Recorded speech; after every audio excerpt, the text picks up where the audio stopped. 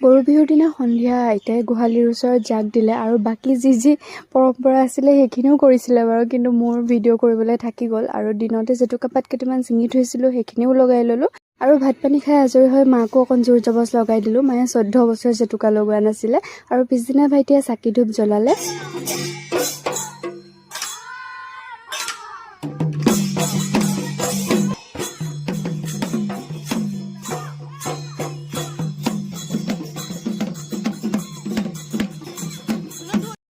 এইযোৰা হৈছে এইটো বছৰৰ প্ৰথম বিহু আৰু তাৰ পিছতে আমি গ'লোঁ পৰিবাহঁতৰ ঘৰ।